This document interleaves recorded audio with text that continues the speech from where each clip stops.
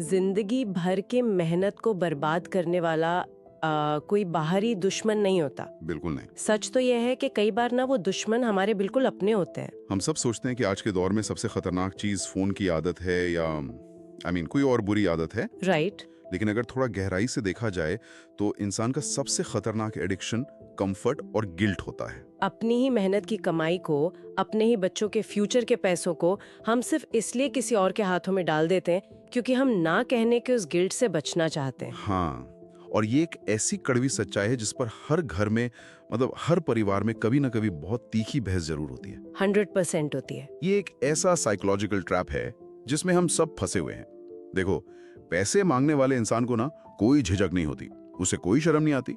लेकिन जो इंसान अपनी खून पसीने की कमाई दे रहा है, उसे मना करने में ऐसा लगता है कि जैसे वो दुनिया का सबसे बड़ा पाप कर रहा हो। एग्जैक्टली और आज की इस डीप ड्राइव में हम इसी उलझन को सुलझाने वाले हैं। बहुत से लोग इस शो को देखते हैं लेकिन सब्सक्राइब करना भूल जाते हैं। तो अगर ये कंटेंट वैल्यूएबल लगे तो सब्सक्राइब जरूर करें और बेल आइकन दबाएं। जरूर, क्योंकि आप देख रहे हैं पीसफुल वेल्थ, जहां हम ऐसे पावरफुल मोटिवेशनल डिस्कशंस करते हैं जो हम सबको अपनी लाइफ और गोल्स को सीरियसली लेने के लिए पुश करते हैं। और आज के इस डिस्कशन का मकसद बहुत साफ है। हम कुछ ऐसे साइकोलॉजिकल पैटर्न्स और चाणक्य की कुछ ऐसी पुरानी लेकिन एकदम सॉलिड नीतियों को डिकोड करने वाले हैं जिससे वो सामने वाला इंसान खुद ही पीछे हट जाए। यानी हमें विलन बनने की जरूरत ही ना पड़े। बिल्कुल, पैसे भी बच जाएं और रिश्तेदारी में हम बुरे भी ना बने। बिल्कुल। लेकिन इस प्रॉब्लम को जड़ से समझने के लिए ना पहले हमें उस इंसान का माइंडसेट समझना होगा जो पैसे मांगने आता है। राइट। तो वो माइंडसेट एग्जैक्टली होता क्या है? राइट। जब कोई दोस्त या रिश्तेदार एक बड़ी रकम मांगता है तो उसके दिमाग में क्या चल रहा होता है? उस वक्त वो इंसान आपको एक दोस्त या रिश्तेदार नहीं देख रहा होता। सच बताऊं तो वो आपको एक फ्री बैंक समझ रहा होता है। एक फ्री बैंक? हाँ। ये टर्म सुनने में थोड़ा अजीब और थोड़ा चुभने वाला लगता है। अगर कोई मेरा कजन है या कॉलेज का पुराना दोस्त है तो वो मुझे बैंक की तरह क्यों दिखेगा? वो तो बस मदद मांगने आ रहा है ना। ऊपरी तौर पे देखने में वो मदद ही लगती है, लेकिन जरा इसके पीछे की साइकोलॉजी को डिकोड करते हैं। अगर उस इंसान को सच में पैसों की इतनी सख्त जरूरत है तो वो किसी असली बैंक के पास जाने से क्यों डरता है? क्योंकि बैंक में तो बहुत झंझट है। एग्जैक्टली। असली बैंक एक सिस्टम पर चलता है। वहां अकाउंट चेक होंगे, इनकम का प्रूफ देना होगा, पेपर वर्क होगा और सबसे बड़ी बात, हर महीने इंटरेस्ट देना पड़ेगा। राइट, हर महीने ब्याज। बैंक को इस बात से कोई फर्क नहीं पड़ता कि आप कितने उदास हैं या आप वहां बैठकर रो रहे हैं। बैंक को सिर्फ एक चीज चाहिए, अकाउंटेबिलिटी। सही बात है। बैंक इमोशंस पर नहीं, लॉजिक पर काम करता है। और इसीलिए एक इंसान के लिए बैंक जाने के बजाय आपके पास आना सबसे आसान शॉर्टकट बन जाता है। आपके पास आने के लिए क्या चाहिए? कोई सिबिल स्कोर नहीं, कोई प्रॉपर्टी के कागज नहीं, बस चेहरे पे थोड़ी उदासी लानी है। हाँ, और थोड़े पुराने दिन याद दिला देने हैं। बिल्कुल, बचपन की कुछ पुरानी बातें करनी है और एक भारी सा डायलॉग मारना है कि यार बुरे वक्त में अपना भाई तो काम आता है। इस पूरे प्रोसेस में कोई जवाबदेही है ही नहीं। इसे ही फ्री बैंक मेंटालिटी कहते हैं। बिना रिस्क के फ्री का पैसा। लेकिन एक सेकंड, अगर हम इसे देने वाले के नजरिए से देखें, हम लोग इतनी आसानी से पिघल क्यों जाते हैं? एक आम इंसान दिन रात एक एक रुपया जोड़ता है, वो अपनी खुद की ईएमआई भरता है, अपने खर्चे काटता है। फिर अचानक जब कोई सामने आकर रोने लगता है तो वो सारा लॉजिक कहां चला जाता है?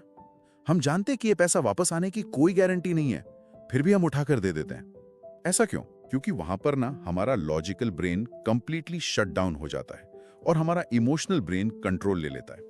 हमें लगता है कि अगर हमने आज ना बोल दिया तो ये इंसान पूरी तरह टूट जाएगा या फिर हमारा सालों पुराना रिश्ता एक पल में खत्म हो जाएगा।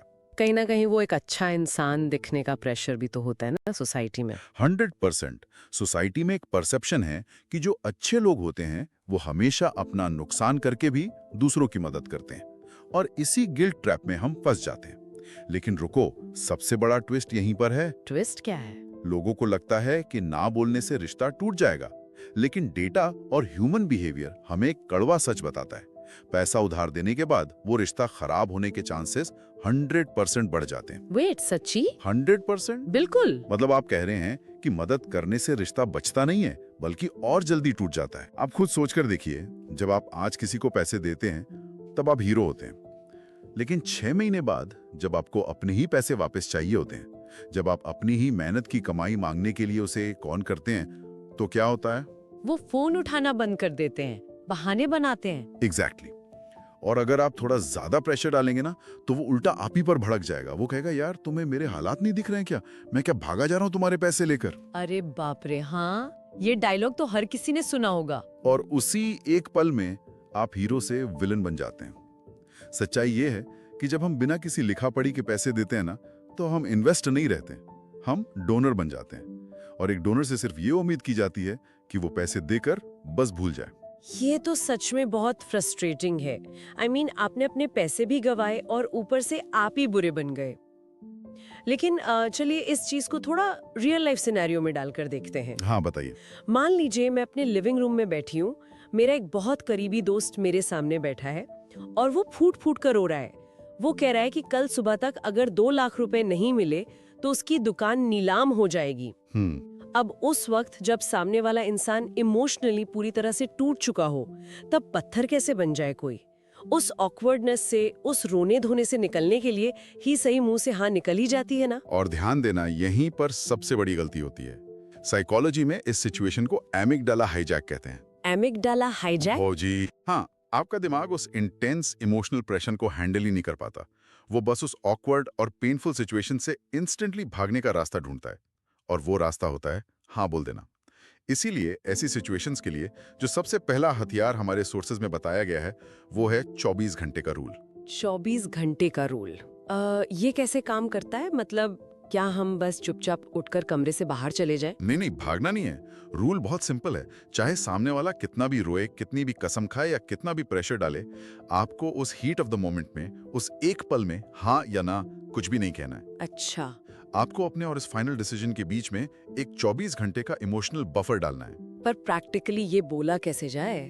अगर कोई रो रहा है और मैं बस चुप बैठी रहूं तो वो तो बहुत अजीब हो जाएगा ना। चुप नहीं रहना है। आपको बहुत ही शांत लेकिन सॉलिड आवाज में एक लाइन कहनी है।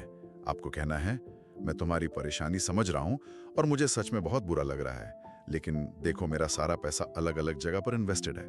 मुझे अपने अकाउंट्स चेक करने होंगे, सीए से बात करनी होगी और घर पर डिस्कस करना होगा। मैं तुम्हें कल सुबह तक बताता हूँ। ओह, पर मैं जानती हूँ इसके बाद क्या होगा। वो सामने वाला इंसान तुरंत पलटी मारेगा और कहेगा, अरे भाई कल तक तो दुनिया लुट जाएगी, मुझे आज रात ही पेमेंट करनी है, तू बस आज रात का इंतजाम कर दे और किसी को मत बता। इस लेवल के प्रेशर में तो ये रूल फेल हो जाएगा ना? नहीं, और यही तो इस रूल का मास्टर स्ट्रोक है। ये कोई प्रेशर नहीं है, ये एक लिटमस टेस्ट है, एक फ्रॉड का टेस्ट। कैसे? सोच कर देखिए, अगर उस इंसान की जरूरत सच में लाइफ एंड डेथ वाली है, अगर सच में कोई ऐसी इमरजेंसी है जहां कल सब खत्म हो जाएगा, तो क्या वो 24 घंटे आपकी जरूरत का वेट करेगा? नहीं, वो तो किसी और के पास जाएगा तुरंत। एग्जैक्टली। वो उसी वक्त आपके घर से निकलेगा और किसी और का दरवाजा खटखटाएगा, क्योंकि उसे पैसा चाहिए, चाहे कहीं से भी मिले। लेकिन और इस दूसरे पहलू पर ध्यान देना, हाँ। अगर वो अगले दिन आराम से 24 घंटे वेट कर लेता है और फिर उसी रिलैक्स टोन में आपको कॉल करता है, तो इसका सीधा सा मतलब है कि जरूरत उतनी अर्जेंट थी ही नहीं। ओह वाओ, मतलब वो पूरा रोना धोना एक नाटक था। कहीं ना कहीं हाँ, हो सकता है उसे वो पैसा किसी नई गाड़ी की डाउन पेमेंट के लिए चाहिए था, या किसी सट्टे के लिए, या फिर किसी ऐसे पुराने कर्ज के लिए जिसे टाला जा सकता था। ये 24 घंटे का गैप उसके झूठ और उस फेक प्रेशर का सबसे बड़ा पर्दाफाश कर देता है। ये सच में एक बहुत बड़ा इंसाइट है। मतलब पहला इमोशनल हमला हमने रोक लिया, हमने खुद को सोचने का थोड़ा टाइम दे दिया, लेकिन अब आगे क्या? 24 घंटे तो निकल जाएंगे, अगले दिन उसका कॉल आएगा, अब तो हम नहीं छुप सकते ना। लोग अक्सर इस पॉइंट पर आकर बहाने बनाने लगते हैं। जैसे कि यार मेरी खुद की ईएमआई बाउंस हो रही है, या मेरा खुद का बजट हिला हुआ है। और ये एक और गलती है, डिफेंस मोड में जाना। जब आप एक्सक्यूजेस देते हैं ना, तो सामने वाले को तुरंत पकड़ में आ जाता है कि आप झूठ बोल रहे हैं, और फिर वो आपको गिल्ट ट्रिप पर ले जाएगा। हाँ, वो कहेगा, अरे पिछले हफ्ते तो तू नए कपड़े ले रहा था। बिल्कुल, इसीलिए एक्सक्यूज मत दो, डिफेंस नहीं। अब अटैक करने का वक्त है, लेकिन लड़ाई वाला अटैक नहीं, लॉजिक का अटैक। लॉजिक का अटैक वो कैसे करते हैं? एक बैंक मैनेजर की तरह सोचिए, सीधा और शार्प सवाल। लोग अक्सर पूछते हैं, पैसा कब दोगे? ये सवाल गलत है। आपको पूछना है, पैसा कहां से आएगा? लौटाने का एग्जैक्ट प्लान क्या है? पैसा कहां से आएगा? I mean, इसमें और कब दोगे में इतना क्या फर्क है? जमीन आसमान का फर्क है। कब दोगे का जवाब दुनिया का सबसे बड़ा झूठा इंसान भी दे सकता है।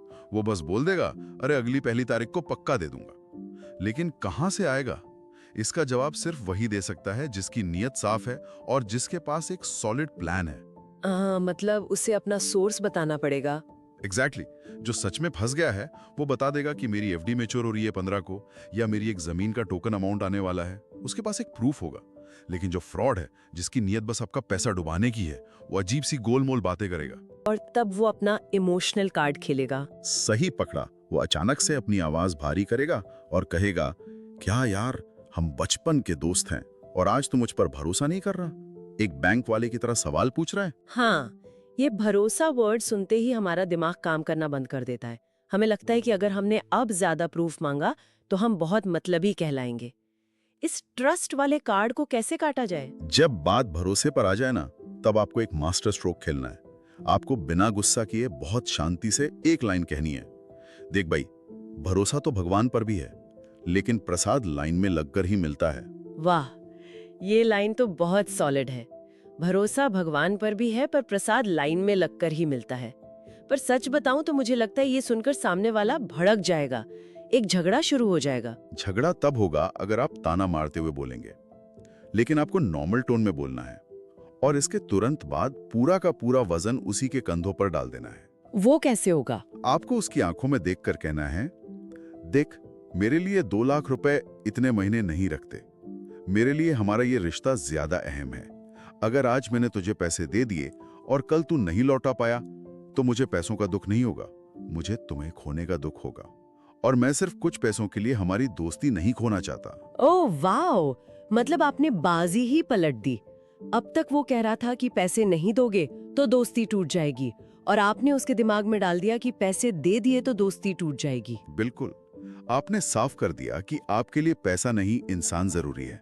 अब उसके पास बहस करने के लिए कोई लॉजिक बचा ही नहीं। ये सच में एक बहुत बड़ा साइकोलॉजिकल हैक है। लेकिन चलो मान लेते हैं कोई बहुत ही ढीठ इंसान है, वो पीछे ही पड़ जाए कि नहीं यार, मैं कसम खाता हूँ दे दूंगा, तो दोस्ती की फिक्र मत कर। ऐसे में क्या हम उससे कोई गारंटी जैसे पोस्ट डेटेड चेक मांग सकते हैं? मांग सकते हैं, लेकिन एक डर लगता है ना। हाँ, अगर मैं किसी करीबी रिश्तेदार से चेक मांग लूं तो घर में तो कलेश हो जाएगा। पूरा खानदान कहेगा कि हमारी इज्जत उतार दी इसने। ये डर बिल्कुल नेचुरल है, और ये बात भी सच है कि 99% लोग जब आप उनसे चेक मांगेंगे तो वो नाराज होंगे। लेकिन उनका गुस्सा समझिए, उनका गुस्सा इंसल्ट का नहीं होता, उनका गुस्सा होता है चोरी पकड़े जाने का डर। चोरी पकड़े जाने का डर, मतलब उनकी नीयत शुरू से ही खराब थी। देखो, जो इंसान एक सिंपल चेक साइन करने से घबरा रहा है, इसका सीधा मतलब है कि वो उस पैसे को लौटाने का फिक्स इरादा रखता ही नहीं था। वो चाहता था कि जब उसका मन करेगा, जैसी उसकी सहूलियत होगी, तब वो लौटाएगा। ये तो वही बात हो गई कि जैसे मेरा दोस्त मेरी नई गाड़ी मांगने आए और मैं कहूँ कि ले जा भाई, पर आते वक्त टैंक फुल करा लेना, और वो गुस्सा हो जाए। बेहतरीन एग्जाम्पल दिया आपने। अगर किसी को फ्री की सवारी करनी है तो पेट्रोल का पैसा क्यों देना चाहेगा? जब अकाउंटेबिलिटी आती है ना, तो फ्री का पैसा ढूंढने वाले तुरंत भाग खड़े होते हैं। और यहाँ पर ना एक लाइफ का रूल हमेशा याद रखना चाहिए। क्या रूल? एक नाराज रिश्तेदार एक बेईमान देनदार से 100 गुना बेहतर होता है। सही बात।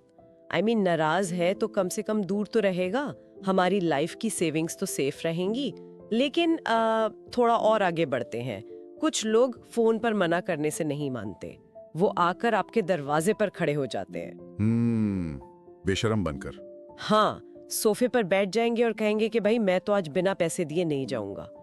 ऐसे एक्सट्रीम प्रेशर का क्या इलाज है? जब बात घर के दरवाजे तक आ जाए, तब हमें यूज करना चाहिए स्केर्सिटी इल्यूजन, यानी कमी का नाटक।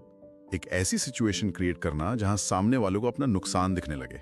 ये कैसे करेंगे? जो ऑलरेडी पैसे मांगने आया है उसको हम क्या नुकसान दिखाएंगे? आपको बहुत ही परेशान सा चेहरा बनाकर कहना है, यार तू एक दिन पहले आता तो काम हो जाता। मैंने कल ही अपना सारा पैसा एक एफडी में लॉक कर दिया है। अब अगर मैं तेरी मदद के लिए अभी उस एफडी को तोड़वाता हूँ तो मुझे बैंक को 15,000 की पेनल्टी देनी पड़ेगी। अच्छा। और उसके बाद फाइनल लाइन बोलनी है, अगर तू उस 15,000 के पेनल्टी का कैश अभी अपनी जेब से भरने को तैयार है तो चल अभी बैंक चलते हैं और एफडी तोड़वा लेते हैं। ये तो गजब का ट्रैप है। मतलब आपने बॉल सीधा उसके कोर्ट में डाल दी। और इसका रिजल्ट 100% श्योर होता है। जो इंसान फ्री का पैसा लेने आया है वो अपनी जेब से 15,000 क्यों भरेगा? उसका दिमाग तुरंत कहेगा कि ये घाटे का सौदा है और वो वहां से कोई भी बहाना बनाकर निकल जाएगा। Mind blowing.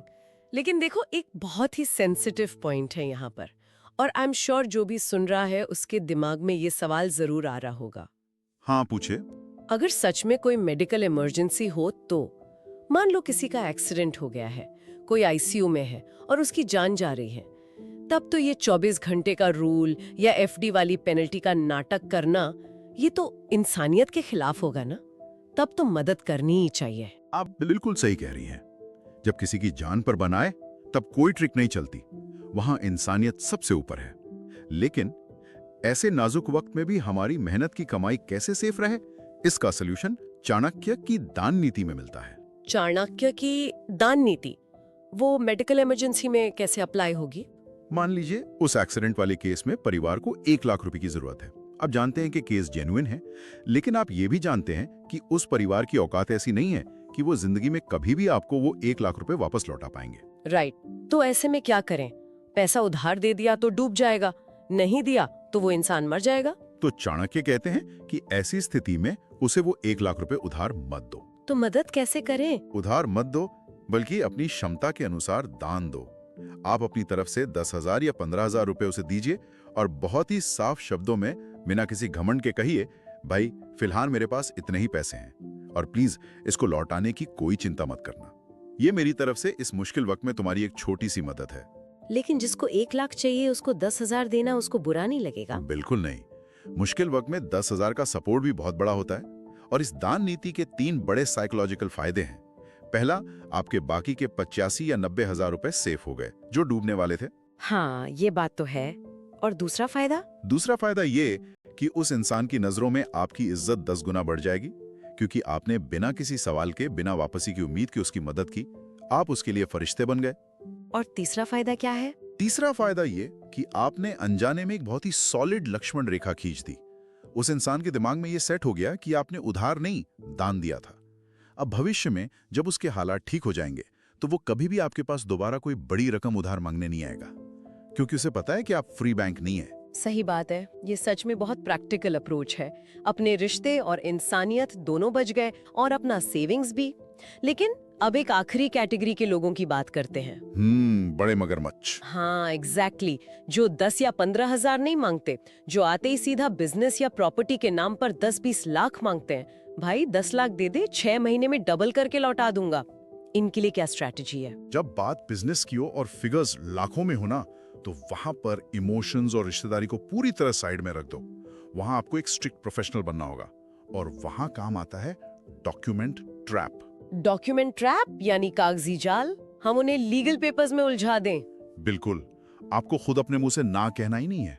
आपको सारा ब्लेम सिस्टम और अपने सीए पर डाल देना है। कैसे? आपको बहुत ही सीरियस टोन में कहना है, यार मुझे तेरे आइडिया पर पूरा भरोसा है और मैं 10 लाख देने को तैयार हूं, लेकिन मेरा जो सीए है ना वो बहुत सख्त है। वो कह रहा है कि इनकम टैक्स रिकॉर्ड के लिए हमें एक लीगल एग्रीमेंट बनवाना पड़ेगा और मुझे तुझसे 3 पोस्ट डेटेड चेक्स चाहिए होंगे। सीए के बिना मैं अकाउंट से 1 रुपया मूव नहीं कर सकता। वाह! और क्योंकि कानून को कोई इमोशन नहीं समझ आता, कानून सिर्फ कागज मानता है। सही कहा।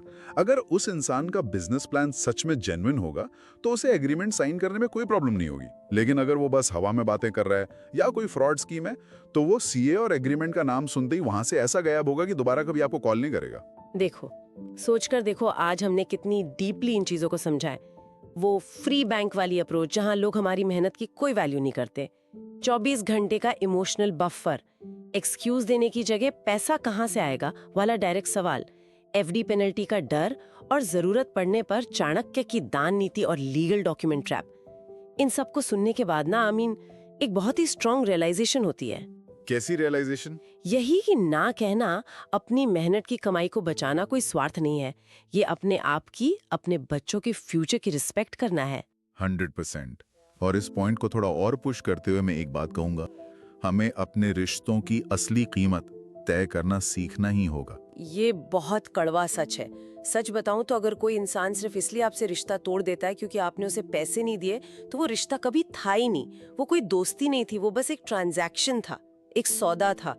ऐसे झूठे और फेक रिश्तों का बोझ ढोने से बेहतर है कि इंसान अपना फ्यूचर सेफ रखे। एकदम सही कहा। तो दोस्तों, अगर सच में लाइफ चेंज करनी है तो रुकना बंद करना होगा, एक्शन लेना स्टार्ट करना होगा। ऐसे ही पावरफुल कंटेंट के लिए पीसफुल वेल्थ चैनल को सब्सक्राइब जरूर करें। आज हमने देखा कि अपनी मेहनत की कमाई को बचाना पाप नहीं, समझदारी है। अब फैसला लेने का वक्त हमारा है। क्या चुनेंगे हम, एक्शन या वेट, कंफर्ट या ग्रोथ?